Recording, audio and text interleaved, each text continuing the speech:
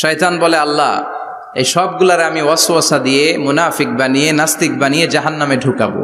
আমি চ্যালেঞ্জ দিলাম, ডান দিক থেকে ধোকা দেব, বা থেকে, সামনে থেকে, পেছন থেকে, নিচ থেকে, রগের শিরা উপশিরায় ঢুকে, মাজরাত দাম যেখান দিয়ে রক্ত চলাচল করে ওখানে ঢুকেও আমি ধোকা দেব। তো আপনি জান্নাতে ঢুকাবেন কেনমে? আল্লাহ বললেন, তুমি আমারও চ্যালেঞ্জ দাও, এত বড় সাহস? আমি তো সব রাজার বড় রাজা, মহারাজা। চিৎকার করে বলেন ঠিক কিনা? মহারাজার সাথে চ্যালেঞ্জ দেয়া যায় না।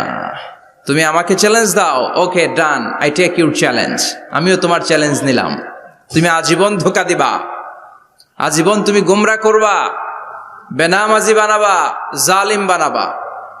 কিন্তু আমার বান্দা কোনো তাফসীরুল কোরআনের মাহফিলে এসে কোন এক ওয়াক্তের নামাজে মসজিদে ঢুকে, অথবা মাঝরাতে ঘুম ভেঙে গেলে তাহাজ্জুদের জায়নামাজে চোখের পানি ছেড়ে যখন ক্ষমা চাইবে, আমি সব গুনাহ মাফ করে দেব, তুই কি করবি?